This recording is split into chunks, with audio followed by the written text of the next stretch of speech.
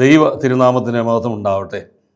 ആരാധനക്രമ വർഷ പഠന പരമ്പരയുടെ 3-ാമത്തെ എപ്പിസോഡിലേക്ക് നാം പ്രവേശിക്കുകയാണ്. ഇതിനു മുമ്പുള്ള 1ഉം 2ഉം എപ്പിസോഡിൻ്റെ തുടർച്ചയാണ് 3-ാമത്തെ എപ്പിസോഡ്. ആരാധനക്രമത്തെക്കുറിച്ചുള്ള അടിസ്ഥാന ചിന്തകളാണ് നാം മുൻപുള്ള 2 എപ്പിസോഡുകളിൽ ചർച്ച ചെയ്തത്. ലീനിയമന്തയിലെ 18 പോയിന്റ്സ് ഇതിനോടകം നാം ചർച്ച ചെയ്തു. 3-ാമത്തെ ഈ എപ്പിസോഡിൽ 19 മുതൽ ഉള്ള ചിന്താവിഷയമാണ് കൈകാര്യം ചെയ്യുന്നത്. അതോടുകൂടി ലീനിയമന്തയിൽ പ്രതിപാദിച്ചിട്ടുള്ള ചിന്തകൾ നാം പൂർത്തിയാക്കുകയും ചെയ്യുകയാണ്. 19ാമത്തെ point, role of sacred music in the celebration of liturgy. ആരാധനയിൽ തിരുക്കർമ്മ സംഗീതത്തിൻ്റെ പ്രാധാന്യം. ആരാധനയും ആരാധനക്രമ സംഗീതവും അല്ല തിരുക്കർമ്മ സംഗീതവും തമ്മിൽ വലിയ ബന്ധമുണ്ട്, ആഴമായ ബന്ധമുണ്ട്. ആരാധന കുറെ കൂടെ ഇമ്പകരമാകുന്നതും അനുഭവവേദ്യമാകുന്നതും നമുക്ക് കുറച്ചുകൂടെ സന്തോഷകരമാകുന്നതും ഒക്കെ ആരാധനക്രമ സംഗീതം, തിരുക്കർമ്മ സംഗീതം കൂടി ചേരുമ്പോഴാണ്. സംഗീതത്തിന് അത്ര വലിയ വശ്യമായ ഒരു സ്വാധീനമുണ്ട്. നമ്മുടെ മനുഷ്യ ഹൃദയങ്ങളെ, മനുഷ്യ മനസ്സുകളെയൊക്കെ കുറേ കൂടി ഉയരങ്ങളിലേക്ക് കൊണ്ടുപോകാനായിട്ട് സാധിക്കുന്നതാണ് തിരുക്കർമ്മ സംഗീതം. അപ്പം സംഗീതം എന്ന് പറയുന്നത് ദൈവവും മനുഷ്യനും തമ്മിലുള്ള കൂട്ടായ്മയുടെ മാർഗമാണ്. ഈ ദൈവ മനുഷ്യ ബന്ധത്തെപ്പറ്റി നമ്മുടെ ആരാധനയെ പറ്റി പറഞ്ഞല്ലോ, ആ ബന്ധത്തിൽ നമ്മളെ കുറേ കൂടി അടുപ്പിക്കാൻ സാധിക്കുന്നതാണ് സംഗീതം. ദൈവത്തിങ്കിലേക്ക് മനുഷ്യനെ ഉയർത്തുന്നതിനും അവരുടെ ഹൃദയങ്ങളെ സ്പർശിക്കുന്നതിനും സംഗീതം ശക്തമായ മാർഗമാണ്. 2ാം വത്തിക്കാൻ കൗൺസിലിൻ്റെ ആരാധനക്രമത്തെക്കുറിച്ചുള്ള പ്രമാണരേഖയുടെ 6ാം അധ്യായം തിരുക്കർമ്മ സംഗീതത്തെക്കുറിച്ചാണ്. ഞാൻ നേരത്തെ സൂചിപ്പിച്ചു, 2ാം വത്തിക്കാൻ സുന്നോദോസിൽ ഏറ്റവും ആദ്യം നമ്മുടെ പിതാക്കന്മാർ പഠിച്ചതും ആലോചിച്ചതും ആരാധനക്രമത്തെക്കുറിച്ചാണ്. ആരാധനക്രമത്തെക്കുറിച്ചുള്ള കോൺസ്റ്റിറ്റ്യൂഷൻ്റെ പേരാണ് സാക്രോസാന്തം കൊഞ്ചിലിയും. 2ാം വത്തിക്കാൻ സുന്നോദോസിൻ്റെ 16 പ്രമാണ രേഖകളിലെ 4 കോൺസ്റ്റിറ്റ്യൂഷൻസാണ്, 3 ഡിക്ലറേഷൻസാണ്, 9 ഡിക്രീസാണ്. അപ്പോൾ 4 കോൺസ്റ്റിറ്റ്യൂഷൻസിലെ ഒരെണ്ണമാണ് സാക്രോസാന്തം കൊഞ്ചിലിയും ആരാധനക്രമത്തെക്കുറിച്ചുള്ളത്. അതിന് 7 അധ്യായങ്ങളാണുള്ളത്. ആ 7 അധ്യായങ്ങളുള്ള ഈ കോൺസ്റ്റിറ്റ്യൂഷൻ, ഈ പ്രമാണരേഖയുടെ 6ാമത്തെ അധ്യായം തിരുക്കർമ്മ സംഗീതത്തെക്കുറിച്ചാണ്. അവിടെ ഇങ്ങനെയാണ് പറയുക: തിരുക്കർമ്മ ഗീതത്തെക്കുറിച്ചുള്ള തിരുസഭാ പാരമ്പര്യം ഒരു അമൂല്യ നിക്ഷേപമാണ്. അത് ആഘോഷമായ തിരുക്കർമ്മത്തിൻ്റെ അഭേദ്യവും പരിത്യാജ്യവുമായ ഒരു ഘടകമായി തീരുന്നു. തിരുക്കർമ്മ ഗീതങ്ങളെ അതീവ ജാഗ്രതയോടെ പരിരക്ഷിക്കുകയും വിശേഷിപ്പിക്കുകയും ചെയ്യേണ്ടിയിരിക്കുന്നു. സാക്രോസാന്തം കൊഞ്ചിലിയത്തിൻ്റെ നമ്പർ 112, 114 ഇതൊക്കെ പറയുക. തിരുക്കർമ്മ ഗീതങ്ങളെ അതീവ ജാഗ്രതയോടെ പരിരക്ഷിക്കുകയും വിശേഷിപ്പിക്കുകയും ചെയ്യേണ്ടിയിരിക്കുന്നു എന്ന് പറഞ്ഞാൽ തിരുക്കർമ്മത്തിന് അനുയോജ്യമായ സംഗീതം, തിരുക്കർമ്മത്തെ വികലമാക്കുന്ന, തിരുക്കർമ്മം അത് ആസ്വാദ്യകരമല്ലാതെ വരുന്ന സാഹചര്യത്തിൽ ആ സാഹചര്യം ഉണ്ടാക്കരുത് എന്നുള്ളതാണ്. അതിന് അനുയോജ്യമായ തിരുക്കർമ്മ സംഗീതം വേണം ഓരോ സഭയും അവരുടെ ലിറ്റർജിക്കൽ മ്യൂസിക്കായിട്ട് അത് കൈകാര്യം ചെയ്യേണ്ടത്. അതുകൊണ്ടാണ് സാക്രോസാന്തം കൊഞ്ചിലിയത്തിൽ പറയുക, തിരുക്കർമ്മ ഗീതങ്ങളെ അതീവ ജാഗ്രതയോടെ പരിരക്ഷിക്കണം. നമുക്ക് സുറിയാനി സംഗീതം നമ്മുടെ ഒരു വലിയ അമൂല്യ നിക്ഷേപമാണ്. അപ്പോൾ തിരുക്കർമ്മ സംഗീതത്തിലൂടെ പ്രാർത്ഥന കൂടുതൽ ആകർഷകമാക്കുവാനും സ്വരങ്ങളുടെ ഐക്യത്തിലൂടെ ഹൃദയങ്ങളുടെ ഐക്യം സംജാതമാകുവാനും, സ്വരങ്ങളുടെ ഐക്യത്തിലൂടെ ഹൃദയങ്ങളുടെ ഐക്യം സംജാതമാകുവാനും, സ്വർഗീയ കാര്യങ്ങളിലേക്ക് മനസ്സുകളെ ഉയർത്തുവാനും, സ്വർഗീയ ജെറുസലേമിലെ ആരാധനയുടെ പ്രതിരൂപമാകുവാനും തിരുക്കർമ്മ സംഗീതം ഇടയാക്കുന്നു എന്നുള്ളതാണ്. അപ്പോൾ ഈ ആരാധനയിൽ തിരുക്കർമ്മ സംഗീതത്തിൻ്റെ പ്രാധാന്യം, പക്ഷെ അത് വളരെ അതീവമായ ശ്രദ്ധയോടുകൂടി ജാഗ്രതയോട് നമ്മൾ കൈകാര്യം ചെയ്യേണ്ടതാണ്. എന്തും ഉപയോഗിക്കാം, എന്തും തിരികെ കയറ്റാം എന്നുള്ളതല്ല. ആരാധനയുടെ അരൂപിക്ക്, ആരാധനയുടെ പരിശുദ്ധിക്ക് കോട്ടം സംഭവിക്കുന്നത് നമ്മൾ തിരികെ കയറ്റാൻ പാടില്ല എന്നുള്ളതാണ്. നമ്മുടെ സഭയുടെ ഒരു പ്രത്യേകത, അത് മറ്റെല്ലാ സഭകളും വളരെ അപ്രീഷിയേറ്റ് ചെയ്യുന്ന ഒരു പ്രത്യേകത എന്ന് പറയുന്നത്, നമ്മുടെ ആരാധനയിൽ നമ്മൾ കൃത്യമായി പറഞ്ഞു വച്ചിട്ടുണ്ട് എന്തെല്ലാം ഇതിനകത്താകാം, എന്തെല്ലാം ആകാൻ പാടില്ല എന്നുള്ളത് പറഞ്ഞിട്ടുണ്ട്. അതുകൊണ്ട് ഇടയ്ക്കിടയ്ക്ക് കൊണ്ട് ഒന്നിന് പകരം വേറൊന്ന് തിരികെ കയറ്റുന്ന ഒരു ഓപ്ഷൻ നമുക്കില്ല. നമ്മൾ എസൻഷ്യലായിട്ട്, ഞാൻ മുമ്പേ എസൻഷ്യൽസും ഓപ്ഷൻസും പറഞ്ഞു, എസൻഷ്യൽസായിട്ട് ഓബ്ലിഗേറ്ററി ആയിട്ട് ചെയ്യേണ്ടുന്ന ഗീതങ്ങൾ നമ്മുടെ ആരാധനയിലുണ്ട്. വിശുദ്ധ കുർബാനയിലോ കൂദാശകളിലോ തിരുനാളുകളിലോ മറ്റൊന്നും കയറ്റാൻ പാടില്ല. അവയ്ക്ക് പുറത്തുള്ള കാര്യങ്ങളൊക്കെ നമ്മുടെ സുവിശേഷ പ്രഘോഷണത്തിനോ കൺവെൻഷനോ ഒക്കെ നമ്മൾ ഉപയോഗിക്കുന്ന ഗീതങ്ങളുടെ കാര്യമല്ല പറഞ്ഞത്. ആത്മീയമായ വളർച്ചയ്ക്ക് ഉപയോഗിക്കുന്ന ഗാനങ്ങൾ അതിനൊക്കെ ഉപയോഗിക്കാം. പക്ഷേ ലിറ്റർജിക്കൽ മ്യൂസിക്, ആരാധനയ്ക്കിടയിൽ ആരാധന ക്രമസംഗീതം, തിരുക്കർമ്മ സംഗീതം അത് ഉപയോഗിക്കുന്നത് വളരെ ശ്രദ്ധയോടെ ജാഗ്രതയോടെ വേണം എന്നാണ് സാക്രസാന്തം കൊഞ്ചേരിയും രണ്ടാം വത്തിക്കാൻ സിനോദോസ് നമ്മളെ ഓർപ്പിക്കുക. അപ്പോൾ തിരുക്കർമ്മ സംഗീതത്തിന് വലിയൊരു അട്രാക്ഷനുണ്ട്. എന്താണ് അട്രാക്ഷൻ? പ്രാർത്ഥന കൂടുതൽ ആകർഷണമാക്കുവാൻ സാധിക്കും. സ്വരങ്ങളുടെ ഐക്യത്തിലൂടെ ഹൃദയങ്ങളുടെ ഐക്യം സംജാതമാകുവാൻ ഇടയാക്കും. സ്വർഗീയ കാര്യങ്ങളിലേക്ക് കൂടുതൽ മനസ്സുകളെ ഉയർത്തുവാൻ സാധിക്കും. സ്വർഗീയ യെരുശലേമിലെ ആരാധനയുടെ പ്രതിരൂപമാകുവാനും ഇടയാകുന്നു എന്നുള്ളതാണ്.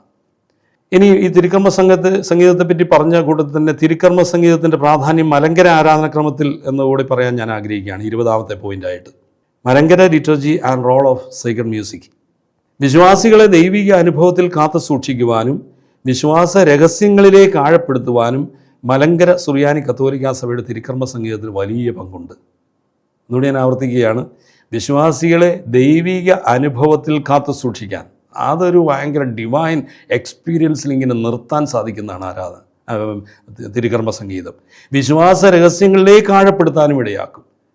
സംഗീതത്തിലൂടെ കുറേ കൂടെ വിശ്വാസ രഹസ്യങ്ങളിലേക്ക് ഇറങ്ങിച്ചെല്ലാൻ, ആഴപ്പെടുത്താൻ സാധിക്കും. അത് നമ്മുടെ മലങ്കര സുറിയാനി കത്തോലിക്കാ സഭയുടെ തിരുക്കർമ്മ സംഗീതത്തിന് അതിന് വലിയ പങ്കുണ്ട് എന്നാണ്. തിരുക്കർമ്മ സംഗീതത്തിൻ്റെ പ്രത്യേകതയായ അഷ്ടരാഗങ്ങൾ നമുക്കറിയാം. സഭാപിതാക്കന്മാർ നമ്മുടെ ഈ സുറിയാനി സംഗീതം അവയൊക്കെ രചിച്ചപ്പോൾ തയ്യാറാക്കിയപ്പോഴൊക്കെ അഷ്ടരാഗങ്ങളിൽ പാടാനുള്ളൊരു ചിട്ടയായ ക്രമീകരണം കൂടെ ചെയ്തു. എക്കാറോ, അഷ്ടരാഗങ്ങൾ, 8 മോഡ്സ് എന്നൊക്കെ നമ്മൾ അതിനെ പറയാറുണ്ട്. അത് ഉണ്ടാക്കുന്ന ഭാവവ്യത്യാസം, ഈ അഷ്ടരാഗങ്ങൾ ഓരോ കോണ്ടക്സ്റ്റിലാണ് നമ്മൾ ഉപയോഗിക്കുക. പെരുന്നാളുകൾക്ക് മാറി മാറി ഉപയോഗിക്കുന്നുണ്ട്, അതുപോലെ തന്നെ കൂദാശകൾക്ക്, അതുപോലെ മതസംസ്കാര ശുശ്രൂഷയ്ക്ക്, ഇതൊക്കെ മാറി മാറിയാണ് നമ്മൾ ഉപയോഗിക്കുക. മതസംസ്കാരത്തിന് ഉപയോഗിക്കുന്ന ഒരു രാഗമോ കോണ്ടക്സ്റ്റോ അല്ല. വളരെ സന്തോഷകരമായ വിവാഹത്തിൻ്റെ അവസരത്തിൽ അതൊരു ശോകരാഗമായി, ശോകഭാവമായി ആയിട്ടുള്ള ഗീതങ്ങളാണ് നമ്മൾ മതസംസ്കാരവുമായി ബന്ധപ്പെട്ട്. മറ്റേ കുറേ കൂടെ സന്തോഷത്തിൻ്റെ, ആനന്ദത്തിൻ്റെ അവസരങ്ങളാണ് മറ്റ് ശുശ്രൂഷകളുമൊക്കെ. അപ്പോൾ അതിനനുസരിച്ചുള്ള സഭാപിതാക്കന്മാർ വളരെ കൃത്യമായി അതിൻ്റെ രാഗങ്ങളെ, അതിൻ്റെ മോഡ്സിനെ കൃത്യമായി നിർവചിച്ചിട്ടുണ്ട്, അത് നമുക്ക് നൽകിയിട്ടുണ്ട്. മാത്രമല്ല നമ്മുടെ തിരുക്കർമ്മ സംഗീതം, പ്രത്യേകിച്ച് സുറിയാനി ഗീതങ്ങൾ, ആ ഗീതങ്ങളും പ്രാർത്ഥനകളും ഒക്കെ സന്യാസ ചൈതന്യത്തിൽ എഴുതപ്പെട്ടവയാണ്. ഈ ഗീതങ്ങളും പ്രാർത്ഥനകളും ഒക്കെ രചിച്ച സഭാപിതാക്കന്മാരുടെ സന്യാസ ആധ്യാത്മികതയും ആത്മീയ അനുഭവവും ഒക്കെ ഈ രചനകളിൽ വളരെ ദൃശ്യമാണ്. നമ്മൾ ഗീതങ്ങളൊക്കെ എടുത്ത് പരിശോധിച്ചാൽ വളരെ കൃത്യമായിട്ട് കാണാൻ സാധിക്കും അവരുടെ ആ ഒരു സന്യാസ ആധ്യാത്മികത, ഒരു മിസ്റ്റിസിസം, അവരുടെ ഒരു ദൈവാനുഭവം, അവരുടെ പ്രാർത്ഥനാ ചൈതന്യം, ഇതെല്ലാം ഈ രചനകളിൽ നമുക്ക് കാണുവാനായിട്ട് സാധിക്കും. അത് അതിൻ്റെ വരികൾ നോക്കുമ്പോൾ, അതിൻ്റെ അർത്ഥത്തിലേക്ക് നമ്മൾ പോകുമ്പോൾ എത്ര മനോഹരമായി അത് ചിട്ടപ്പെടുത്തിയിരിക്കുന്നുള്ള. പ്രാർത്ഥിച്ചെഴുതിയവയാണ് പ്രാർത്ഥനകളും ഗീതങ്ങളും, വെറുതെ ഇരുന്നപ്പോൾ എഴുതിയതല്ലത്. സഭാപിതാക്കന്മാർ അവരുടെ ധ്യാനത്തിലൂടെയും പ്രാർത്ഥനയിലൂടെയും, പ്രത്യേകിച്ചും അക്കാലത്തെ സിറ്റ്സിം ലൈബൻ എന്നൊക്കെ നമ്മൾ പറയുമല്ലോ, ആ ഒരു കാലഘട്ടത്തിലെ പ്രത്യേകതകളെയും പ്രത്യേകിച്ച് ചില പാഷണതകളെയൊക്കെ കൗണ്ടർ അറ്റാക്ക് ചെയ്യാനും ഒക്കെ സത്യവിശ്വാസം, സഭയുടെ ഔദ്യോഗികമായ പ്രബോധനങ്ങളൊക്കെ പറഞ്ഞു വയ്ക്കാൻ വേണ്ടിയൊക്കെയുള്ള രചനകൾ എത്ര മനോഹരമാണ്. ഇന്നും ഈ പറഞ്ഞിട്ടുള്ള നൂറ്റാണ്ടുകൾ പിന്നിട്ടിട്ടും അതിൻ്റെ അർത്ഥമോ അതിൻ്റെ ചൈതന്യമോ അതിൻ്റെ പ്രസക്തിയോ അതിൻ്റെ സ്വാധീനമോ ഒട്ടും കുറഞ്ഞിട്ടില്ല എന്നുള്ളതാണ്. കാരണം കുറയില്ല, കാരണം എഴുതപ്പെട്ടത് ആ ഒരു അരൂപിയിലാണ്. അപ്പം ഗീതങ്ങളും പ്രാർത്ഥനകളും അങ്ങനെ ഒരു സന്യാസ ചൈതന്യത്തിൽ എഴുതപ്പെട്ടവയാണ്. ഈ ഗീതങ്ങളും പ്രാർത്ഥനയും രചിച്ച സഭാപിതാക്കന്മാരുടെ സന്യാസ ആധ്യാത്മികതയും ആത്മീയ അനുഭവവും അതൊക്കെ ഈ രചനകളിൽ വളരെ ദൃശ്യമായിട്ട് നമുക്ക് കാണാനായിട്ട് സാധിക്കും. ശാന്തതയിലും പ്രാർത്ഥനയിലും ദൈവവുമായുള്ള ബന്ധത്തിലും ദൃഢമായ വിശ്വാസത്തിലും ജീവിച്ചവരാണ് ഈ സഭാപിതാക്കന്മാർ. അവരാണ് ഈ പ്രാർത്ഥനകളും ഗീതങ്ങളും ഒക്കെ എഴുതിയത്. അവരുടെ ഗീതങ്ങളിൽ ഇത് വളരെ വ്യക്തമായിട്ട് നമുക്ക് കാണാൻ സാധിക്കും. അതിൽ ചിലത് അതിൻ്റെ സ്വഭാവത്തിൽ പ്രബോധനപരവും, ചിലത് വിശ്വാസ പരിശീലനത്തിനും വേണ്ടിയുള്ളതാണ്. ഈ ഗീതങ്ങൾ അവയുടെ മൗലിക സ്വഭാവത്തിലേറെ സമ്പന്നവും ദൈവാനുഭവത്തിലേക്ക് വിശ്വാസ സമൂഹത്തെ ഉയർത്തുവാൻ കഴിയുന്നതുമാണ്. അപ്പോൾ സുറിയാനി സംഗീതത്തിൻ്റെ ഫണ്ടമെൻ്റൽ പ്രിൻസിപ്പിൾ എന്ന് പറയുന്നത് ഒക്തോ എക്കോ സിസ്റ്റമാണ്. അഷ്ടരാഗങ്ങൾ, 8 മോഡ്സ് അല്ലെ 8 കളേഴ്സ് എന്നൊക്കെ പറയും. അത് മലങ്കര ആരാധനക്രമത്തിൽ നമുക്ക് ലഭിച്ചിട്ടുള്ള ഒരു വലിയ സമ്പന്നമായ അമൂല്യമായ നിക്ഷേപമാണ് ഈ സുറിയാനി സംഗീതം എന്നുള്ളത് നമുക്ക് വളരെ അഭിമാനത്തോടുകൂടി ഓർക്കാം. അത് നമ്മെ ആരാധക സമൂഹത്തെ ഒരു ദൈവിക അനുഭവത്തിലേക്ക്, ഒരു ദൈവികമായ ചൈതന്യത്തിലേക്ക്, ഒരു വലിയ അനുഭവത്തിലേക്ക് കൂട്ടിക്കൊണ്ടുവരുവാൻ സാധിക്കുന്നു എന്നുള്ളതാണ്. നമുക്കറിയാം, നമ്മൾക്ക് പരിചയമുള്ള ഗീതങ്ങൾ, ധാരാളം സുറിയാനി കീർത്തനങ്ങൾ, വിവിധ തരത്തിൽ എഴുതപ്പെട്ടിട്ടുള്ള, വിവിധ അളവുകളിൽ എഴുതപ്പെട്ടിട്ടുള്ള, വിവിധ മാത്രകളിൽ രചിക്കപ്പെട്ടുള്ള ധാരാളം ഗീതങ്ങളുണ്ട്. സുറിയാനി സഭാപിതാക്കന്മാരുടെ ഒരു പ്രത്യേകതയാണ് മീറ്റർ അനുസരിച്ച് ഗീതങ്ങൾ എഴുതുക. വെറുതെ ഒരു കണക്ക് ഇല്ലാതല്ല, കണക്കുകൂട്ടലോടുകൂടി പ്രത്യേക അളവിൽ ഒക്കെ ചിട്ടപ്പെടുത്തിയ വലിയ പണ്ഡിതരായ, ഈ രംഗത്തെ പണ്ഡിതരായ രചയിതാക്കളാണ് സുറിയാനി സഭാപിതാക്കന്മാർ. ചില ഗീതങ്ങളൊക്കെ നമ്മൾ എടുത്തു നോക്കിയാൽ, പ്രത്യേകിച്ചും സുറിയാനി ഈ ഗീതങ്ങൾ എടുത്തു നോക്കിക്കഴിഞ്ഞാൽ അവരുടെ വൈദഗ്ധ്യം കാണുവാനായിട്ട് സാധിക്കും, അതിൻ്റെ അളവ്. ചില ഗീതങ്ങൾ, പ്രത്യേകിച്ച് സൂഗിസോ പോലുള്ള ഗീതങ്ങളൊക്കെ നമ്മൾ എടുത്തു നോക്കിക്കഴിഞ്ഞാൽ എല്ലാ ലൈനിൻ്റെയും ആദ്യത്തെ അക്ഷരം, എത്ര ലൈനുണ്ടോ അത്രയും ലൈനിൻ്റെ ആദ്യത്തെ അക്ഷരം ഒരേ അക്ഷരം തന്നെയാണ്. ആ വച്ചാണ് തുടങ്ങിയെങ്കിൽ, അല്ലെങ്കിൽ സുറിയാനി അക്ഷരം അക്ഷരമാണോ അത് തന്നെ ആയിരിക്കും ഏറ്റവും അവസാനം. അതിന് പറയുന്നത് അക്രോസ്റ്റിക് സ്റ്റൈൽ എന്നാണ്. ഒരേ ആൽഫബറ്റ് ഉപയോഗിച്ച് എല്ലാ വരികളുടെയും ആദ്യത്തെ അക്ഷരം തീർക്കുക. അതൊക്കെ വലിയ പണ്ഡിതന്മാർക്ക്, ഈ രംഗത്ത് വലിയ അനുഭവമുള്ളവർക്ക് മാത്രമേ സാധിക്കൂ. അക്രോസ്റ്റിക് സ്റ്റൈലിൽ എഴുതുക. മലയാളത്തിലും അങ്ങനെയുള്ള പാട്ടുകളൊക്കെ നമുക്കറിയാം. പ്രസാദ കളഭം തൂകി പ്രകാശകിരണം വീശി പ്രഭാമയൻ തിരുനാഥൻ പ്രഭാതമായി വരൂ. അക്രോസ്റ്റിക് സ്റ്റൈലിലാണ് എല്ലാം പ്രാവച്ച്. അപ്പോൾ ഈ അക്രോസ്റ്റിക് സ്റ്റൈലിൽ എഴുതിയിട്ടുള്ള ധാരാളം സുറിയാനി കീർത്തനങ്ങളുണ്ട്. അതുപോലെ തന്നെ പ്രത്യേക അളവിൽ, വിവിധ അളവുകളിൽ എഴുതപ്പെട്ടിട്ടുള്ള സുറിയാനി കീർത്തനങ്ങൾ. പ്രധാനമായിട്ട് 4 അളവുകളിലാണ് സുറിയാനി സഭാപിതാക്കന്മാരുടെ കീർത്തനങ്ങളുടെ രചന നമുക്ക് കാണാനായിട്ട് സാധിക്കുക. അതിൽ ഒന്നാമത്തേത് തെത്രാസിലബിക് എന്ന് പറയും, അല്ലെ ക്വാത്രോസിലബിക് എന്ന് പറയും. 4 സിലബിൾസ്, ഒരു ലൈനിൽ തന്നെ 4 സ്വരാക്ഷരങ്ങൾ വരുന്നതിനാണ് തെത്രാസിലബിക് അല്ലെ ക്വാത്രോസിലബിക് എന്ന് പറയുക. 4 സ്വരാക്ഷരങ്ങൾ ചേരുന്ന വരികൾ. അത് ആദ്യമായിട്ട് ഈ തരത്തിലുള്ള കീർത്തനങ്ങൾ ഉപയോഗിച്ച് തുടങ്ങിയത് ബർദൈസാൻ്റെ പുത്രനായ ഹർമോണിയസ് ആണെന്നാണ് പറയുക. ക്വാത്രോസിലബിക് അല്ലെങ്കിൽ തെത്രാസിലബിക് എന്ന് പറയുക. 4 സിലബിക് ലൈൻസ്. അപ്പോൾ ഒന്നാമത്തെ തെത്രാസിലബിക്, രണ്ടാമത്തേത് പെൻറ്റാസിലബിക്, ഒരു വരിയിൽ തന്നെ 5 സ്വരാക്ഷരങ്ങൾ, 5 സിലബിൾസ്. ഇത് ആദ്യമായിട്ട് ഉപയോഗിച്ചത് ബർദൈസാനാണ്. പക്ഷേ നമ്മുടെ വെസ്റ്റ് സിറിയക് ട്രഡീഷനിൽ, പാശ്ചാത്യ സുറിയാനി പാരമ്പര്യത്തിൽ ഇത് ആദ്യമായി ഉപയോഗിക്കുന്നതും കൂടുതൽ ഉപയോഗിച്ചിട്ടുള്ളതും ബാലായിയാണ്, മാർ ബാലായി. അദ്ദേഹത്തിൻ്റെ കീർത്തനങ്ങളൊക്കെ അങ്ങനെയാണ്. 5 സ്വരാക്ഷരങ്ങൾ വരുന്ന ചെറിയ ലൈൻ. നമ്മൾ അദ്ദേഹത്തിൻ്റെ ബോസയൊക്കെ എടുക്കുമ്പോൾ നമുക്കറിയാം ചെറിയ വരികളാണ്. അപ്പോൾ ബാലായിയുടെ ബോസയാണല്ലോ കരുണ നിറഞ്ഞവനെ, പുനരുത്ഥാനത്തിൽ നിന്നോട് സൃഷ്ടിയെ നീ പുതുതാക്കിയിടണമേ, എല്ലാം ചെറിയ ചെറിയ വരികളാണ്. അപ്പോൾ അത് ഈ 5 സ്വരാക്ഷരങ്ങൾ കൊണ്ട് നിർമ്മിച്ചതാണ്. അതിൻ്റെ സുറിയാനി നമ്മൾ നോക്കുമ്പോൾ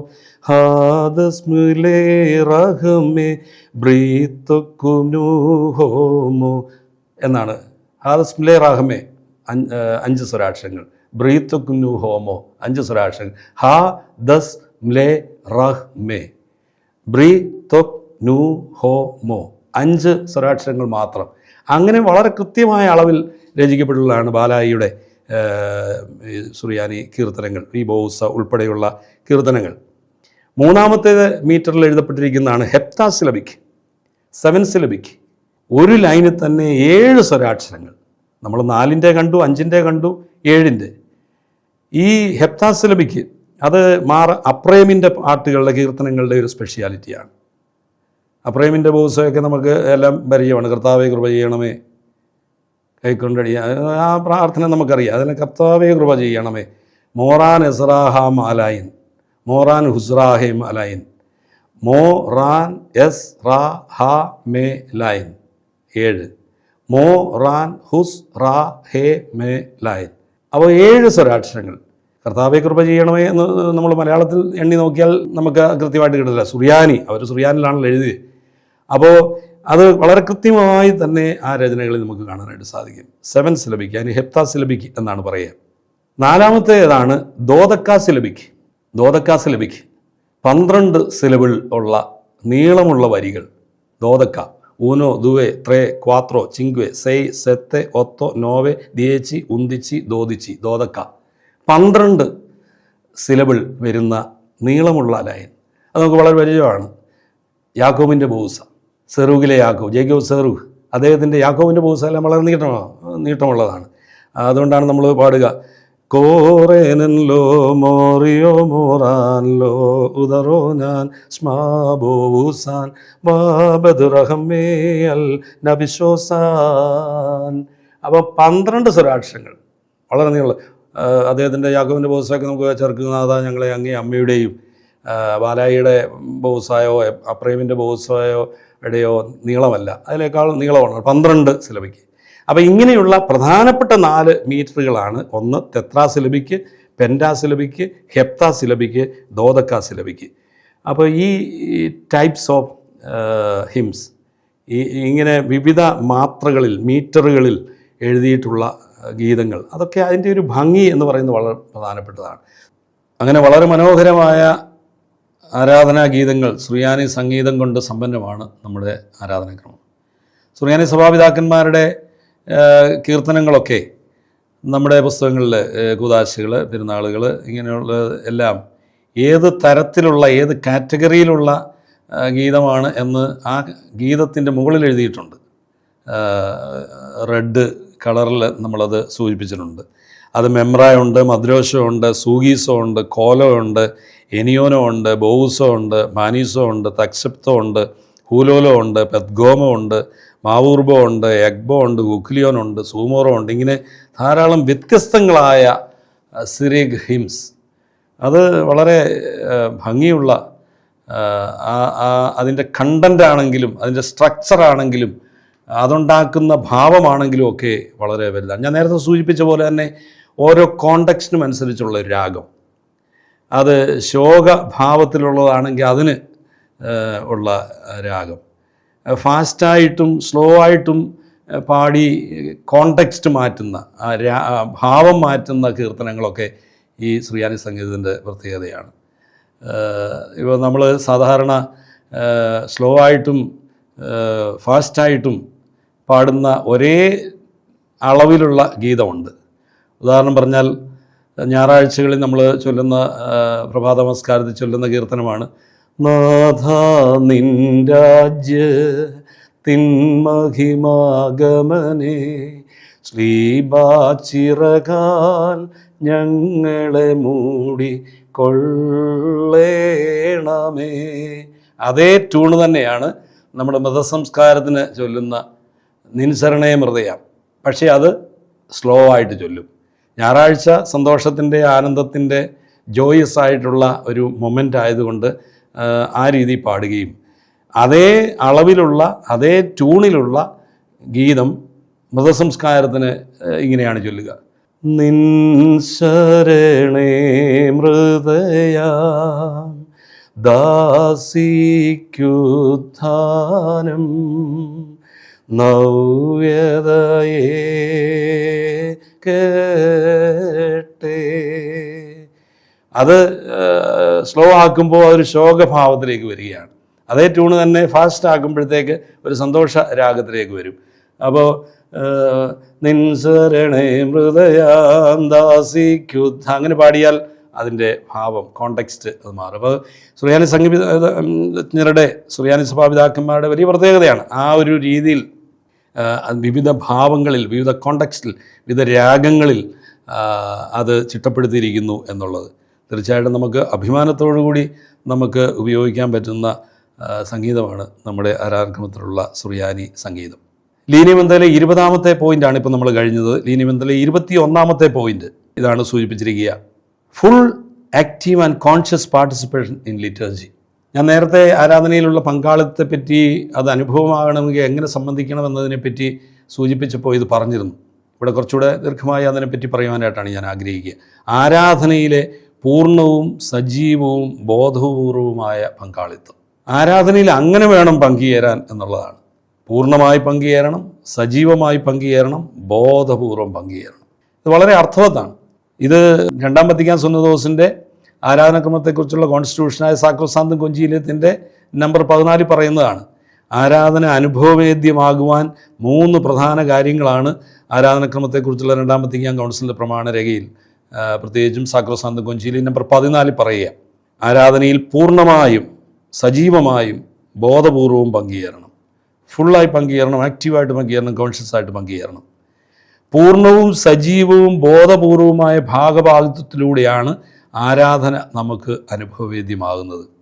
അപ്പം നമുക്ക് ഈ വെറുതെ വന്ന ആരാധനയിൽ നിൽക്കുമ്പോഴല്ല നമുക്ക് ഗ്രേസ് കിട്ടുക, കൃപ കിട്ടുക, അനുഗ്രഹം കിട്ടുക. ആരാധനയെ നിൽക്കുകയാണ്, ആരാധിക്കുകയാണ്, ഞാൻ എൻ്റെ ദൈവത്തോട് പ്രാർത്ഥിച്ചുകൊണ്ടിരിക്കുകയാണെന്നുള്ള വലിയ ബോധ്യത്തിൽ അതിൽ പൂർണ്ണമായും സജീവമായും ബോധപൂർവം പങ്കുചേരുമ്പോഴാണ് നമ്മളറിയാതെ തന്നെ കൃപ നമുക്ക് കിട്ടിക്കൊണ്ടിരിക്കുക, നമുക്ക് ഒരു വലിയ അനുഭവമായി മാറുക. നമ്മൾ ഇത് സംബന്ധിച്ച് നമ്മുടെ പ്രാർത്ഥനാ പുസ്തകങ്ങളിലൊക്കെ ധാരാളം ഗീതങ്ങളുണ്ട്. ശീമോ നമസ്കാരത്തെ പിന്നെ ഞാൻ നേരത്തെ സൂചിപ്പിച്ച ശീമോ നമസ്കാരത്തിൻ്റെ മനോഹരം ഭാഗം തിങ്കളാഴ്ച സന്ധ്യയുടെ പ്രാർത്ഥനയിൽ ഇങ്ങനെ കാണുന്നുണ്ട്. പ്രാർത്ഥിപ്പീനുണർവുള്ളോരായി ആത്മജഡങ്ങളെ വേറാക്കുന്നൊരു മാലാഖായെപ്പോൾ വരുമെന്നറിവില്ല. എന്താണ് അവിടെ പറയുക? പ്രാർത്ഥിപ്പീൻ ഉണർവുള്ളവരായിട്ട് വേണം പ്രാർത്ഥിക്കാൻ. ഉറങ്ങി നിൽക്കുക എന്നുള്ളതല്ല, അത് സജീവമായി നിൽക്കാതെ ഇങ്ങനെ വളരെ പാസീവമായി നിർജീവമായി നിൽക്കുക എന്നുള്ളതല്ല. പ്രാർത്ഥിപ്പീൻ ഉണർവുള്ളവരായി ആത്മജഡങ്ങളെ വേറാക്കുന്നൊരു മാലാഖ എപ്പോൾ വരുമെന്നറിയില്ല. ആത്മജഡം, ആത്മാവിനെയും ശരീരത്തെയും വേറാക്കുന്നൊരു മാലാഖ എപ്പോൾ വരുമെന്നറിയില്ല. അവിടെ പറയുന്നത് എന്താണ്? പ്രാർത്ഥിപ്പീൻ ഉണർവുള്ളവരായി. അപ്പം പൂർണ്ണമായി ഇതിൽ പങ്കെടുക്കുക, ഉണർവുള്ളവരായി പങ്കെടുക്കുക. പൂർണ്ണമായി പങ്കെടുക്കുക എന്ന് പറഞ്ഞാൽ തുടക്കം മുതൽ അവസാനം വരെ പങ്കെടുക്കുക എന്നുള്ളത് മാത്രമല്ല. രാവിലെ 8 മണിക്കാണ് തുടങ്ങുന്നതെങ്കിൽ 10:30 വരെയുള്ള സമയം, ആ 2.5 മണിക്കൂർ മുഴുവനായും പങ്കെടുക്കുക എന്നുള്ള അർത്ഥത്തിൽ മാത്രമല്ല പൂർണ്ണമായും എന്ന് പറയുക. പൂർണ്ണമായും പങ്കെടുക്കുക എന്ന് പറയുമ്പോൾ സമയത്തിൻ്റെ കാര്യത്തിൽ മാത്രമല്ല, മറിച്ച് 8 മണിക്ക് പള്ളിയുടെ ഒരു കോണിൽ വന്ന് നിൽക്കുന്ന ഞാൻ എൻ്റെ ശരീരം മാത്രം അവിടെ നിന്നാൽ പോരാ, എൻ്റെ ശരീരത്തോടൊപ്പം എൻ്റെ മനസ്സും ഹൃദയവും വികാരങ്ങളും വിചാരങ്ങളും ചിന്തകളും എല്ലാം അവിടെ ഉണ്ടാകണം. ഞാനെന്ന് പറയുന്നത് എൻ്റെ ശരീരം മാത്രമല്ലോ, ഞാൻ പൂർണ്ണമായി അവിടെ ഉണ്ടാകണം. എൻ്റെ ശരീരം മാത്രമല്ല, എൻ്റെ മനസ്സും ഹൃദയവും ചിന്തകളും എല്ലാം. അപ്പം പൂർണ്ണമായും പങ്കെടുക്കുക എന്ന് പറഞ്ഞാൽ ഒരു സമയക്രമീകരണത്തിൻ്റെ കാര്യത്തെപ്പറ്റി അല്ല പറയുക, നമ്മൾ മുഴുവനായി അവിടെ ഉണ്ടാകണം. ശരീരം കൊണ്ട് മാത്രം കാര്യമില്ല, ശരീരത്തോടൊപ്പം നമ്മുടെ മനസ്സും ഹൃദയവും ചിന്തകളും വിചാരങ്ങളും എല്ലാം. അതാണ് പൂർണ്ണമായും പങ്കുചേരുക എന്നതുകൊണ്ട് അർത്ഥം. അപ്പം ആരാധനയിൽ ശരീരം കൊണ്ട് പങ്കെടുക്കുന്ന പോലെ മനസ്സും ഹൃദയവും ചിന്തയും ശ്രദ്ധയും ഒക്കെ അവിടെ ഉണ്ടാകണമെന്നർത്ഥം. നമ്മൾ വീണ്ടും മെനോലം, ശീമോ നമസ്കാരത്തിലെ മെനോലം ഭാഗത്ത് തിങ്കളാഴ്ച സൂതാറ പ്രാർത്ഥനയിൽ അതിൻ്റെ ബോസായിൽ ഇങ്ങനെ പാടുന്നുണ്ട്. തനുവതുപോൽ നിൻ ഹൃദയമതും പ്രാർത്ഥനയിൽ നിന്നീടട്ടെ. എത്ര മനോഹരമാണ്! അപ്രമിൻ്റെ ബോസയാണ്. തനുവതുപോൽ നിൻ ഹൃദയമതും. തനുവതുപോൽ ചിലപ്പോൾ നമുക്കത് പിടികിട്ടുന്നത് എന്താണ്? തനു ശരീരം പോലെ, തനുവതുപോലെ ശരീരം പോലെ നിൻ ഹൃദയമതും പ്രാർത്ഥനയിൽ നിന്നിടട്ടെ എന്ന് പറഞ്ഞാൽ ശരീരം മാത്രം നിന്നാൽ പോരാ, നമ്മുടെ ഹൃദയം നിൽക്കണം, മനസ്സ് നിൽക്കണം, ചിന്ത നിൽക്കണം. തനുവതുപോൽ നിൻ ഹൃദയമതും പ്രാർത്ഥനയിൽ നിന്നിടട്ടെ. വീണ്ടും പറയാണ്, ദൈവാലയമാക്കുക മേനി. നമ്മുടെ ശരീരം ദൈവാലയമായി മാറണം, പരിശുദ്ധമായി മാറണം. പ്രാർത്ഥനയിലൂടെ, ആരാധനയിലൂടെ അതൊരു ദൈവാലയമായി മാറണം. എന്നിട്ട് പറയാണ്, ദൈവാലയമാക്കുക മേനി. ശരീരം ദൈവാലയമാക്കണം. എന്നിട്ട് എന്താണ്? മനസ്സ് ശുദ്ധസ്ഥലമായി മാറണം. ദൈവാലയമാക്കുക മേനി, ശുദ്ധസ്ഥലമായി മാനസവും. മാനസം അത് ശുദ്ധസ്ഥലമാകണം. ശരീരം ദേവാലയമാകണം. അതിനെന്താണ് മാർഗം? തനുവതുപോൽ നിൻ ഹൃദയമതും പ്രാർത്ഥനയിൽ നിന്നിടട്ടെ. അപ്പം നമ്മുടെ ശരീരം ദേവാലയമാകുന്നത് എങ്ങനെയാണ്? നമ്മുടെ മനസ്സ് ശുദ്ധസ്ഥലമാകുന്നത് എങ്ങനെയാണ്? അതിനാണ് ഇവിടെ പറയുക, തനുവതുപോൽ നിൻ ഹൃദയമതും പ്രാർത്ഥനയിൽ നിന്നിടട്ടെ. ശരീരം പോലെ തന്നെ നിൻ്റെ ഹൃദയവും പ്രാർത്ഥനയിൽ നിന്നിടട്ടെ, അവിടെ നിൽക്കട്ടെ. അവിടെ ശരീരം മാത്രമല്ല, നിൻ്റെ ഹൃദയം അവിടെ നിൽക്കട്ടെ, നിൻ്റെ മനസ്സ് നിൽക്കട്ടെ, നിൻ്റെ ശ്രദ്ധ അവിടെ നിൽക്കട്ടെ. അപ്പോൾ അത് നിൻ്റെ ശരീരം ദൈവാലയമാകും, നിൻ്റെ മനസ്സ് ശുദ്ധസ്ഥലമായി മാറും. ഇത്ര മനോഹരമായ പ്രാർത്ഥനകളാണ് ഇതേപ്പറ്റി പറഞ്ഞിരിക്കുക. എന്ന് പറഞ്ഞാൽ അതിൽ നമ്മൾ പൂർണ്ണമായും സജീവമായും ബോധപൂർവം പങ്കുചേരുക എന്നുള്ളതാണ്. വീണ്ടും ശീമോ നമസ്കാരത്തിലെ ശുഭോഭാഗത്ത് വ്യാഴാഴ്ച സൂത്തറായിൽ നമ്മൾ കാണുന്നുണ്ട്, പ്രാർത്ഥിപ്പാനാലേയമതിനുൾ വന്നിടുമ്പോൾ ആത്മശരീരങ്ങൾ തിന്മകളിൽ നിന്നും സംശുദ്ധമതാക്ക.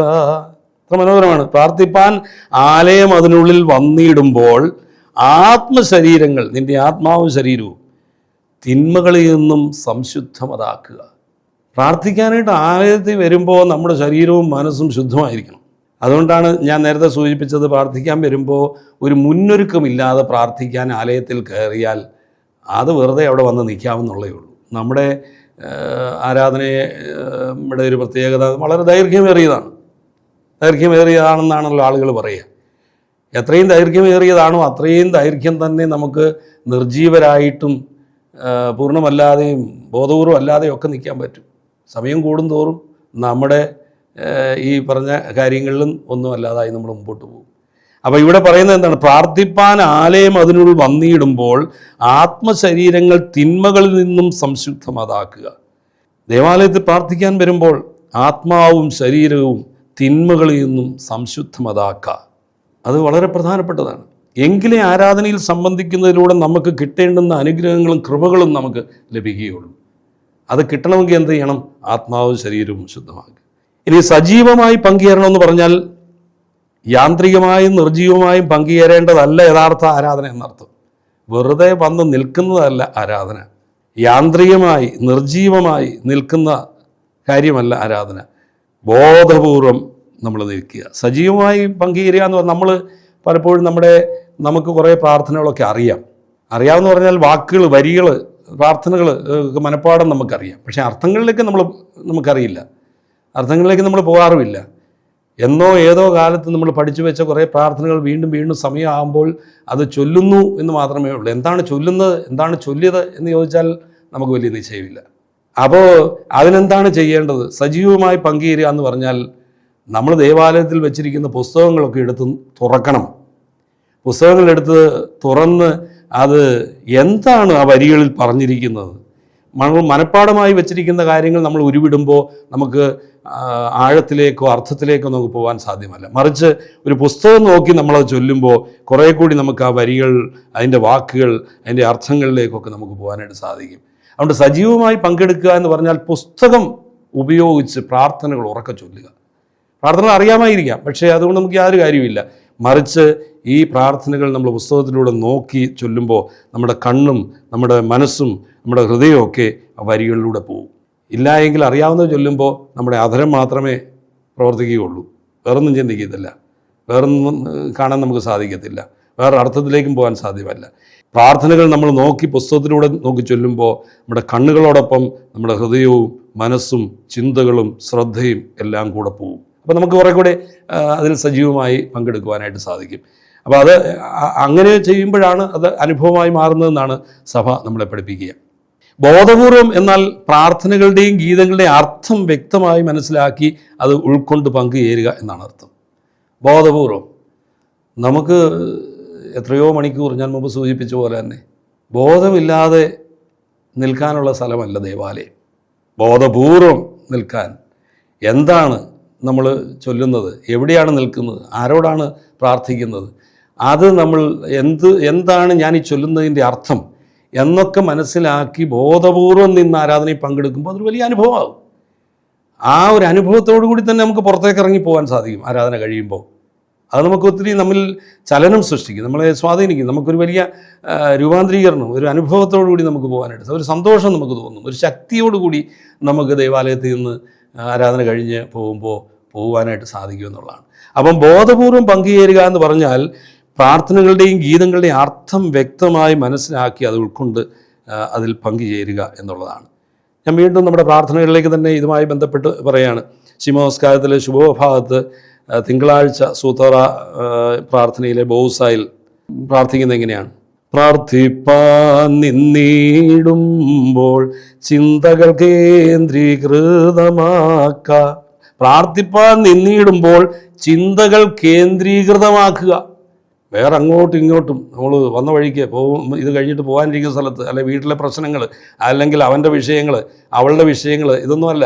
പ്രാർത്ഥിപ്പാൻ നിന്നിടുമ്പോൾ ചിന്തകൾ കേന്ദ്രീകൃതമാക്കുക. ഞാൻ മുമ്പേ നേരത്തെ കഴിഞ്ഞ എപ്പിസോഡിൽ സൂചിപ്പിച്ചു, ചിന്തകൾ കേന്ദ്രീകൃതമാക്കുക എന്ന് പറഞ്ഞാൽ ചിന്തകൾ ഒരേ ബിന്ദുവിലേക്ക് കേന്ദ്രീകൃതമാക്കുക. ആ ഒരു ബിന്ദു തമ്പുരാനാണ്, ദൈവമാണ്.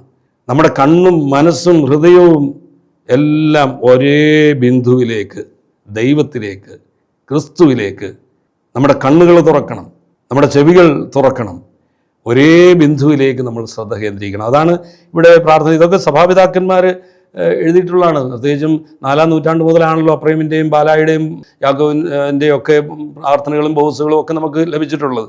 അക്കാലത്ത് നൂറ്റാണ്ടുകൾക്ക് മുമ്പ്, 10-17 നൂറ്റാണ്ടുകൾക്ക് മുമ്പ് സഭാപിതാക്കന്മാർ എഴുതി വെച്ച പ്രാർത്ഥനയാണ്. പ്രാർത്ഥിപ്പാൻ നിന്നിടുമ്പോൾ ചിന്തകൾ കേന്ദ്രീകൃതമാക്കുക. എന്നിട്ട് വീണ്ടും പറയാണ്, കടിഞ്ഞാണിട്ട് നയിക്കവയെ. എന്തിനു വേണ്ടിയാ? ഹൃദയ അനുതാപത്തിനായി. കടിഞ്ഞാണിട്ട് നയിക്കണം. എന്തിനെയാണ്? ചിന്തകളെ കടിഞ്ഞാണിട്ട് നയിക്കണം. എന്തിനു വേണ്ടിയാണ്? ഹൃദയത്തിൻ്റെ അനുതാപത്തിനായി. ഹൃദയത്തിന് അനുതാപം, മനസ്സിന് ഒരു രൂപാന്തരീകരണം, ഒരു മാറ്റം സംഭവിക്കണമെങ്കിൽ ചിന്തകൾ കേന്ദ്രീകൃതമാകണം. ആ ചിന്തകളെ കടിഞ്ഞാണിട്ട് നയിക്കണം. എത്ര മനോഹരമായ ചിന്തകളാണ്. നമ്മൾ ധ്യാനിക്കാൻ ആണെങ്കിൽ ആവശ്യത്തിന് നമുക്ക് ധ്യാനിക്കാനുള്ള കാര്യങ്ങളുണ്ട്. പ്രാർത്ഥിപ്പാൻ നിന്നിടുമ്പോൾ, അതാണ് ശീമോ നമസ്കാരത്തിലെ ശുഭഭാഗത്ത് തിങ്കളാഴ്ച സുതറ ബോസായിലാണ്. പ്രാർത്ഥിപ്പാൻ നിന്നിടുമ്പോൾ ചിന്തകൾ കേന്ദ്രീകൃതമാക്കുക, കടിഞ്ഞാണിട്ട് നയിക്കവയെ ഹൃദയ അനുതാപത്തിനായി. വലിയ നോമ്പിലെ ഒരു പ്രാർത്ഥന വ്യാഴാഴ്ച രാത്രി 3-ാം കൗമായിൽ ഇങ്ങനെ പ്രാർത്ഥിക്കുന്നുണ്ട്. നീ പ്രാർത്ഥനയ്ക്കായി നിൽക്കുമ്പോൾ നിന്റെ മനസ്സിനെ ഏകാഗ്രമാക്കുക, നിന്റെ വിചാരങ്ങൾക്ക് കടിഞ്ഞാണിടുകയും നിന്റെ ഹൃദയത്തെ നിയന്ത്രിക്കുകയും ചെയ്യുക. നിന്റെ വായ് ധൂപകലശവും നിന്റെ നാവ് ദൈവത്വത്തെ പ്രീതിപ്പെടുത്തുന്ന ശുശ്രൂഷകനുമായിരിക്കട്ടെ. അത്ര മനോഹരമായ പ്രാർത്ഥനകളാണ്. അതായത് നീ പ്രാർത്ഥിക്കാൻ നിൽക്കുമ്പോൾ, നീ പ്രാർത്ഥനയ്ക്കായി നിൽക്കുമ്പോൾ നിന്റെ മനസ്സിനെ ഏകാഗ്രമാക്കുക, നിന്റെ വിചാരങ്ങൾക്ക് കടിഞ്ഞാണിടുകയും. മുമ്പേ നമ്മൾ കടിഞ്ഞാണിടുന്ന കാര്യത്തെപ്പറ്റി പറഞ്ഞു. പ്രാർത്ഥിപ്പാൻ നിന്നിടുമ്പോൾ ചിന്തകൾ കേന്ദ്രീകൃതമാക്കുക, കടിഞ്ഞാണിട്ട് നയിക്കവേ. അതേ അർത്ഥത്തിൽ തന്നെയാണ് വലിയ നോമ്പിലും പറയുക. നീ പ്രാർത്ഥനയ്ക്കായി നിൽക്കുമ്പോൾ നിന്റെ മനസ്സിനെ ഏകാഗ്രമാക്കുക, നിന്റെ വിചാരങ്ങൾക്ക് കടിഞ്ഞാണിടുകയും നിന്റെ ഹൃദയത്തെ നിയന്ത്രിക്കുകയും ചെയ്യുക. നിന്റെ വായ് ധൂപകലശം പോലെയാണ്. നിന്റെ നാവ് ദൈവത്വത്തെ പ്രീതിപ്പെടുത്തുന്ന ശുശ്രൂഷകനും ആയിരിക്കട്ടെ. പ്രിയമുള്ളവരെ, നമ്മൾ ഈ ആരാധനയിലൊക്കെ എത്രയോ കാലങ്ങളായി സംബന്ധിക്കുന്നതാണ്. ഈ പ്രാർത്ഥനകൾ, ഒരേ പ്രാർത്ഥനകൾ തന്നെ നമ്മൾ ചൊല്ലുന്നത്. എല്ലാ ആഴ്ചയും മാറി മാറിയല്ല. നമ്മൾ സ്ഥിരമായി ചൊല്ലിക്കൊണ്ടിരിക്കുന്ന പ്രാർത്ഥനകളും ഗീതങ്ങളും, എത്രയോ ഗീതങ്ങളും പ്രാർത്ഥനകളുമാണ് അർത്ഥം മനസ്സിലാക്കാതെ കാലങ്ങളായി, വർഷങ്ങളായി നമ്മൾ ചൊല്ലുകയും പാടുകയും പ്രാർത്ഥിക്കുകയും ഒക്കെ ചെയ്തിട്ടുള്ളത്. അർത്ഥം മനസ്സിലാക്കാതെ എത്രയോ വർഷങ്ങൾ നമ്മൾ ഒരേ പ്രാർത്ഥനകളും ഗീതങ്ങളും ചൊല്ലിക്കൊണ്ടിരിക്കുക. അത് നമ്മൾ ബോധപൂർവം ഈ ആരാധനക്രമ വർഷത്തിൽ ഞാൻ ചൊല്ലുന്ന പ്രാർത്ഥന, ഞാൻ പാടുന്ന കീർത്തനം, അതിൻ്റെ അർത്ഥത്തിലേക്ക്, അത് വേറെ ആരും പറഞ്ഞു തരേണ്ടതില്ല. നമ്മൾ ചൊല്ലുന്ന പ്രാർത്ഥന എടുത്തു വെച്ച്, പുസ്തകം എടുത്തു വെച്ച് അതിൻ്റെ അർത്ഥം ഒന്ന് ഗ്രഹിച്ചെടുത്താൽ മതി. അല്ലാതെ വേറെ മാർഗ്ഗമില്ല. അത് നമുക്ക് കിട്ടണമെങ്കിൽ നമ്മൾ തന്നെ പരിശ്രമിക്കണം. അയൽവക്കത്തുകാരൻ ചെയ്താൽ നമുക്ക് കിട്ടില്ല. നമ്മൾ ഈ പ്രാർത്ഥനാ പുസ്തകം എടുത്തു വെച്ച് അത് വായിച്ച് വ്യാഖ്യാനിച്ച് അതിൻ്റെ ആന്തരികമായ അർത്ഥം, ദൈവശാസ്ത്രപരമായ അർത്ഥം ഒക്കെ നമ്മൾ തന്നെ ധ്യാനിച്ച് കണ്ടെത്തുക എന്നുള്ളതാണ്. ഞാനതിന് സമാനമായ കുറേ പാട്ടുകളും ഗീതങ്ങളാണ് ഞാൻ ഇപ്പോഴും പാടിയത്. ഇതെല്ലാം നമ്മൾ ചൊല്ലിക്കൊണ്ടിരിക്കുന്നതാണ്. അങ്ങനെ എത്രയോ കാലങ്ങളായി നമ്മൾ അർത്ഥം മനസ്സിലാക്കാതെ ഗീതങ്ങളും പ്രാർത്ഥനകളും ചൊല്ലിയിട്ടുണ്ട്. നമ്മൾ പലതും കാണാതെ പഠിച്ചിട്ടുള്ളതും കേട്ട് പഠിച്ചതും ഒക്കെ അറിയാതെ ഉരുവിട്ടങ്ങ് പോവുകയാണ്. നമ്മൾ ചെറുകാലത്ത് നമ്മൾ പഠിച്ചിട്ടുള്ള ചില കാര്യങ്ങളായിരിക്കും, അതിങ്ങനെ കാണാതെ പഠിച്ചിട്ടുള്ളതാണ്, കേട്ട് പഠിച്ചതാണ് പലതും. അതിങ്ങനെ അറിയാതെ, അർത്ഥം മനസ്സിലാക്കാതെ ഉരുവിട്ടുകൊണ്ടിരിക്കുന്ന ഒരു യാന്ത്രികമായ പ്രവൃത്തിയാണ് പലപ്പോഴും നമ്മുടെ ആരാധനയിൽ നമുക്ക് ഉള്ളത്.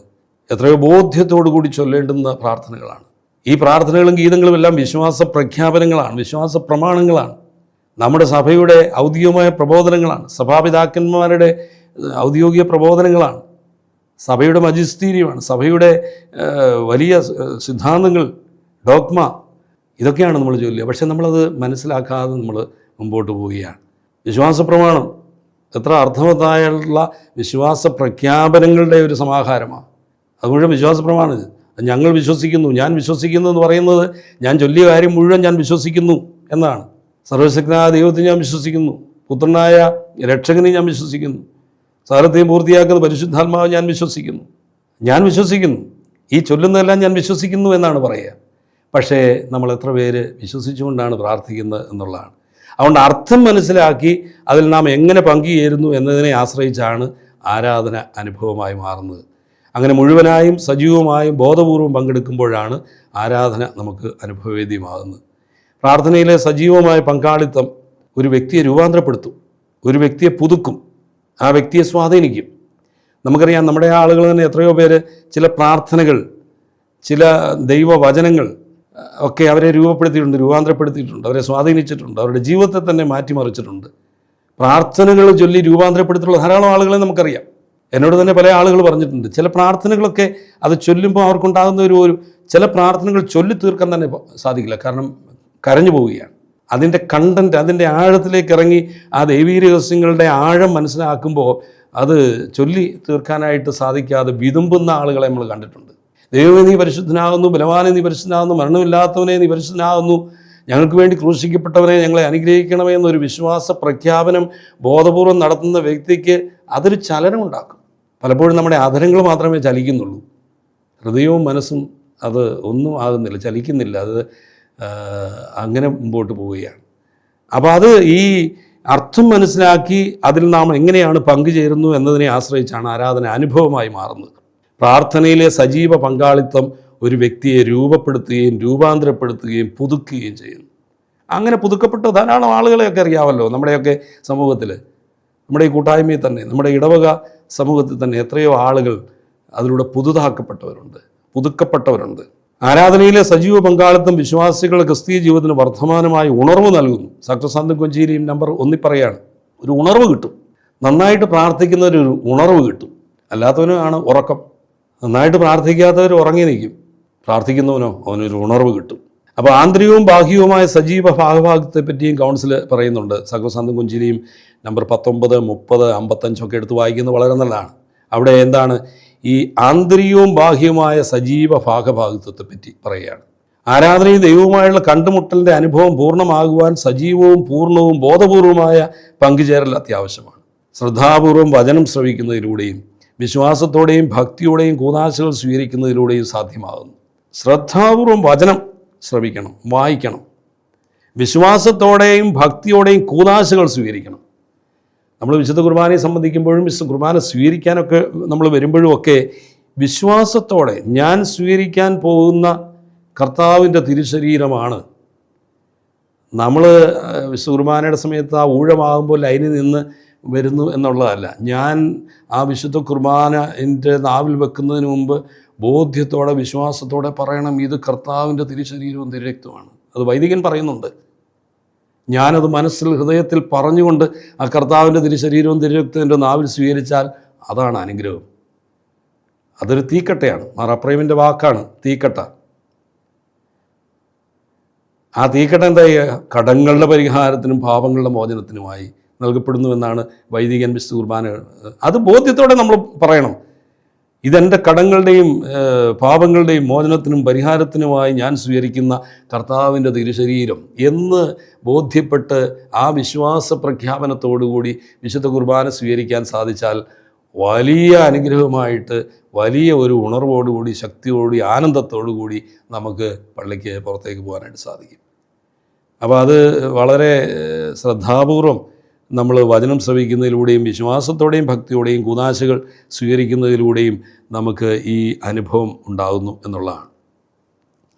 വീണ്ടും ഞാൻ ചില ഗീതങ്ങൾ ഇതുമായി ബന്ധപ്പെട്ട് പറയുന്നത്, ശിവനമസ്കാരത്തിലെ മനോലം ഭാഗത്ത് ചൊവ്വാഴ്ച സന്ധ്യയ്ക്കുള്ള കോലോ എങ്ങനെയാണ് പറയുക?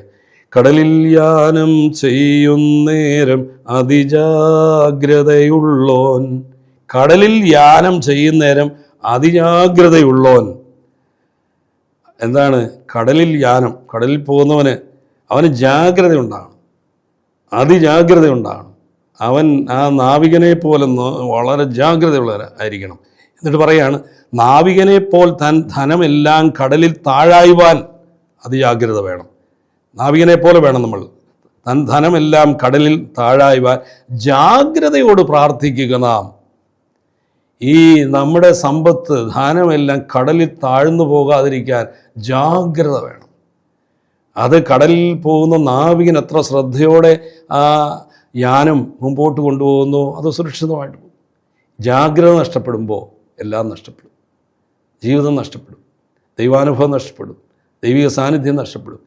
അതുകൊണ്ടാണ് ഇവിടെ പറയുക, നാവികനെ പോൽ ധനമെല്ലാം കടലിൽ താഴായുവാൻ ജാഗ്രതയോട് പ്രാർത്ഥിക്കുക നാം. സോദരരെ, പാപക്കടലിൽ നരകേ താഴായുവാൻ, പാപക്കടലാകുന്ന നരകത്തിൽ താഴായുവാൻ സഹോദരന്മാരെ ജാഗ്രതയോട് പ്രാർത്ഥിക്കുക. അപ്പം പ്രാർത്ഥിക്കുന്നത് എങ്ങനെയാണ്? ജാഗ്രതയോടെയാണ് പ്രാർത്ഥിക്കുന്നത്. ജാഗ്രതയില്ലാതെ വരുമ്പോഴാണ് നമുക്ക് ഇതെല്ലാം നഷ്ടപ്പെടുന്നത്. കടലിൽ പോവും, നഷ്ടപ്പെട്ടു പോവും, നരകത്തിൽ പോവും. അപ്പോൾ ജാഗ്രത അത് പ്രാർത്ഥനയുടെ അടിസ്ഥാന ഘടകമാണ്. വീണ്ടും ശീമോ പ്രാർത്ഥനയിൽ മനോരം ഭാഗത്ത് ബുധനാഴ്ച സൂത്താറ പ്രാർത്ഥനയിൽ അതേ ആശയം തന്നെ വലിയ നോമ്പിൽ ബുധനാഴ്ച നമ്മൾ കാണുന്നുണ്ട്. ഇവിടെ മനോഹരമായൊരു പ്രാർത്ഥന, അപ്രയും ഞാൻ മരണം പോകും. അപ്രയം പറയാണ്, മാർ അപ്രയം 4-ാം നൂറ്റാണ്ടിൽ ജീവിച്ചിരുന്ന സുറിയാനി സഭാപിതാവായ മാർ അപ്രയമിൻ്റെ മരണം പോവാൻ ഇടയാകും. മരണത്തിൻ്റെ സമയത്ത് പത്രിക എഴുതിയിടുന്നേവം. അപ്രയം മരണത്തിൻ്റെ സമയത്ത് വിൽപത്രം, ആ വിൽപത്രം അദ്ദേഹത്തിൻ്റെ സ്വത്തും സമ്പാദ്യമൊന്നുമില്ല, അദ്ദേഹത്തിന് ഇല്ലായിരുന്നു. പക്ഷേ ഒരു വിൽപത്രം എഴുതി, പത്രിക എഴുതിയിടുന്ന ആ പത്രികയിൽ എന്താണ് അദ്ദേഹം എഴുതി വെച്ചത്? എൻ പിൻഗാമികളായോർക്കായി ഒരു പത്രം എഴുതി, വിൽപത്രം എഴുതുകയാണ്, പത്രിക എഴുതിയിടുന്നു. എന്താണ്? എൻ പിൻഗാമികൾക്ക് സാക്ഷ്യമതായിടാൻ. എന്താണ് അതിൽ എഴുതി വെച്ചത് ആ പത്രികയിൽ? പ്രാർത്ഥനയിൽ സ്ഥിരമായി നിൽപ്പീൻ രാപകലെല്ലായ്പ്പോഴും. അപ്രയോന് വേറൊന്നും ഈ പത്രികയിൽ വിൽപത്രത്തിൽ എഴുതാനില്ലായിരുന്നു. തൻ്റെ പിൻഗാമികളായ ആളുകൾക്ക് സാക്ഷ്യം നൽകാനായിട്ട് അതേ എഴുതി വെച്ചു, പ്രാർത്ഥനയിൽ സ്ഥിരമായി നിൽപ്പീൻ രാപകലെല്ലായ്പ്പോഴും. രാവും പകലും എല്ലായ്പ്പോഴും പ്രാർത്ഥനയിൽ സ്ഥിരമായി നിൽപ്പീൻ, ജാഗ്രതയോടെ നിൽപ്പീൻ, ശ്രദ്ധയോടെ നിൽപ്പീൻ. പല ഒരു കർഷകൻ ഉഴുതിയിടിൽ വിളവധികം നന്നായിടും. പല പ്രാവശ്യം കർഷകൻ ഉഴുതിയിടുമ്പോഴാണ് വിളവ് നന്നായിട്ട് കിട്ടുക. ഒരു കർഷകനെ സംബന്ധിച്ചിടത്തോളം അവൻ്റെ മണ്ണ് ധാരാളം പ്രാവശ്യം ഉഴുതു മറിച്ച് നന്നായിട്ട് അത് ചെയ്യുമ്പോഴാണ് അവന് വിളവ് നന്നായിട്ട് കിട്ടുക. വീണ്ടും ഗീതത്തിൽ നമ്മൾ കാണുകയാണ്, മടിയന്മാർ സമമായിടരുതേ, ഉഴുതുമറിക്കാതിരിക്കരുതേ, കൂടെ അത് ചെയ്യുക. മടിയന്മാർ സമമായിടരുതേ. എന്താണ് മടിയന്മാർ സമമായാൽ? കളകൾ നിറയും അവർ തൻ വയലിൽ. അവരുടെ വയലിൽ മടി പിടിക്കുന്നത് കൊണ്ട് തന്നെ കളകൾ ധാരാളം നിറയും. എന്നിട്ട് വീണ്ടും അപ്രയം പറയാണ്, പ്രാർത്ഥനയിൽ സ്ഥിരമായി നിൽപ്പീൻ. നോക്കി, ആ ഗീതത്തിൽ, ചെറിയ ഗീതത്തിൽ തന്നെ 2 പ്രാവശ്യം ഒരേ കാര്യം തന്നെ അപ്രയം പറയുകയാണ്, പ്രാർത്ഥനയിൽ സ്ഥിരമായി നിൽപ്പീൻ. അതിനെ സ്നേഹിപ്പോൻ നേടും അധികമതാം പ്രതിഫലവും ഇഹപരലോകങ്ങളിൽ. അതിനെ സ്നേഹിപ്പോൻ, എന്തിനാണ്? പ്രാർത്ഥനയെ സ്നേഹിപ്പോൻ നേടും അധികമതാം പ്രതിഫലവും. എവിടെയാണ്? ഇഹ പരലോകങ്ങളിൽ, ഇഹത്തിലും പരത്തിലുമുള്ള ലോകങ്ങളിൽ അധികമായ പ്രതിഫലം അവൻ നേടും.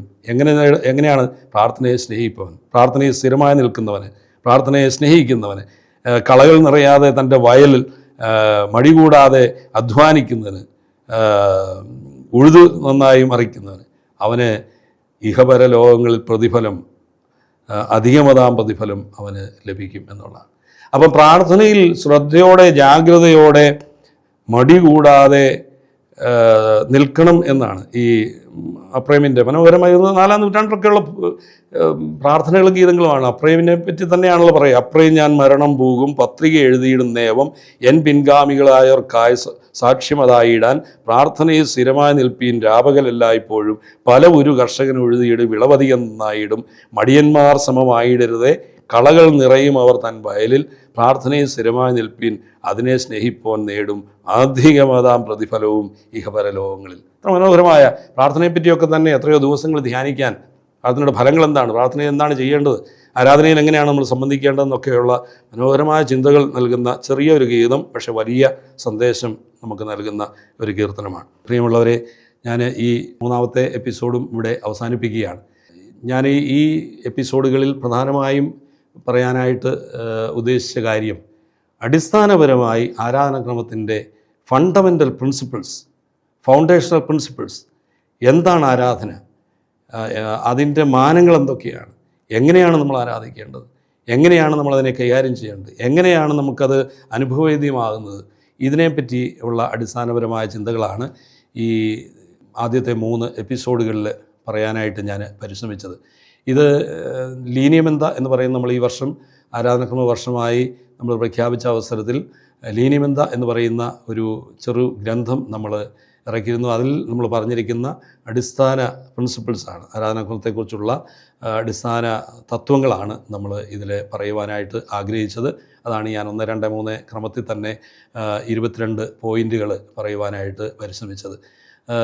ഇത് തീർച്ചയായിട്ടും നമുക്ക് കുറേ കൂടി ആരാധനയെ സ്നേഹിക്കുവാൻ, ആരാധനയെ കുറേ കൂടി സജീവമായി പങ്കുചേരുവാൻ, ആരാധന നമുക്ക് അനുഭവവേദ്യമാകുവാൻ ഈ എപ്പിസോഡ്സ് ഇടയാകട്ടെ എന്ന് പ്രത്യേകമായിട്ടും ആഗ്രഹിക്കുന്നു, പ്രാർത്ഥിക്കുന്നു. നിങ്ങൾക്കെല്ലാ നന്മകളും നേരുന്നു. തുടർന്നുള്ള വിവിധ എപ്പിസോഡുകളിൽ നമുക്ക് ധാരാളം കാര്യങ്ങളെപ്പറ്റി, ആ പ്രാർത്ഥനകളെപ്പറ്റി, പെരുന്നാളുകളെപ്പറ്റി, കൂദാശകളെപ്പറ്റി, മലങ്കര ആരാധനക്രമവുമായി ബന്ധപ്പെട്ട കാര്യങ്ങളെപ്പറ്റി ഒക്കെ ധാരാളം പഠിക്കുവാനായിട്ടുള്ള എപ്പിസോഡ്സ് ഇതിൻ്റെ പിന്നാലെ വരുന്നുണ്ട്. നമുക്കതെല്ലാം പ്രയോജനപ്പെടുത്താം.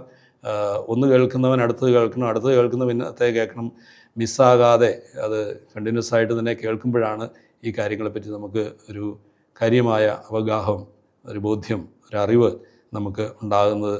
ദൈവം ഈ ആരാധനക്രമ വർഷത്തിലൂടെ നമുക്ക് കൂടുതൽ ആരാധനയെ സ്നേഹിച്ച് ദൈവാരാധന നടത്തി ആ ദൈവാരാധന യാന്ത്രികമായി പോവാതെ അത് നമുക്ക് വലിയ സ്വർഗീയ അനുഭവം നൽകുന്ന, വ്യക്തിപരമായി നമ്മളെ രൂപപ്പെടുത്തുന്ന, നമ്മളെ ശക്തിപ്പെടുത്തുന്ന, രൂപാന്തരപ്പെടുത്തുന്ന, നമുക്ക് കൂടുതൽ ഉണർവ് നൽകുന്ന ഒരു ആരാധനയായി നമുക്ക് ലഭ്യമാകുവാൻ നമുക്ക് പ്രത്യേകമായിട്ട് പരിശ്രമിക്കാം. ദൈവം നമ്മെ അനുഗ്രഹിക്കട്ടെ.